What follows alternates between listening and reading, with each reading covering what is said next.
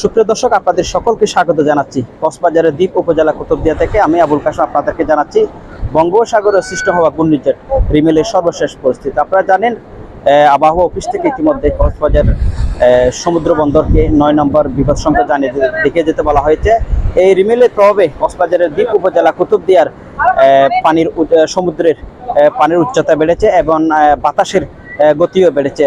আমরা আপনাদেরকে দেখানোর চেষ্টা করব। আমি আছি এই মুহূর্তে কুতুবদিয়া উপজেলা আলিয়াকবডেল এবং বরকুপ ইউনিয়নের সমুদ্র সৈকতের কাছে। আমরা আপনাদেরকে দেখানোর চেষ্টা করছি যে সমুদ্রের পানির উত্তাল ঢেউ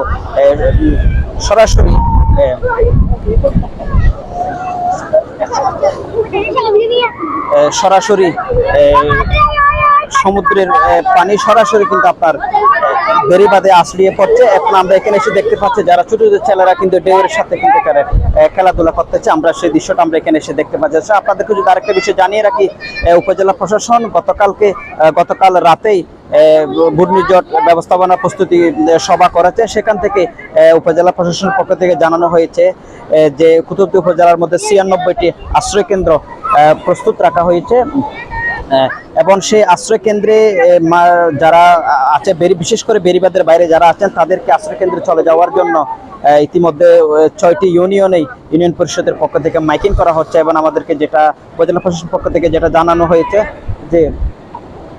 হয়েছে যে সিপিপির 1100 স্বেচ্ছাসেবক কিন্তু প্রস্তুত রয়েছে এবং শুকনো খাবারের প্রস্তুত রাখার জন্য ইতিমধ্যে ইউনিয়ন পরিষদকে নির্দেশনা দেওয়া হয়েছে বলে আমাদেরকে জানানো হয়েছে।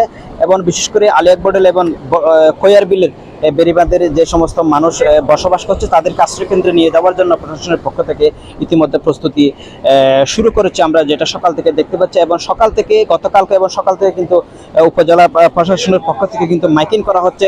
সাধারণ যারা জনগণ আছে তাদেরকে আশ্রয় কেন্দ্রে চলে যাওয়ার জন্য বলা হয়েছে। আমরা এই মুহূর্তে যখন আমরা এখানে সমুদ্র সৈকত আছি, সেখানে আমরা দেখতে পাচ্ছি সমুদ্রের যে পানির উচ্চতা কিছুটা বেড়েছে এবং এই দুপুর 1টা পর্যন্ত কিন্তু জোয়ার থাকবে। যদি বাতাসের তীব্রতা বাড়ে তাহলে কিন্তু আপনার এই সমুদ্রের পানির উচ্চতাও বাড়ার সম্ভাবনা রয়েছে বলে আমরা জানতে পেরেছি। দর্শক, এই কক্সবাজারের দ্বীপ উপজেলা থেকে এই ছিল আমাদের কাছে রিমেলের সর্বশেষ সংবাদ। তখন পর্যন্ত আমাদের সাথে থাকার জন্য ধন্যবাদ।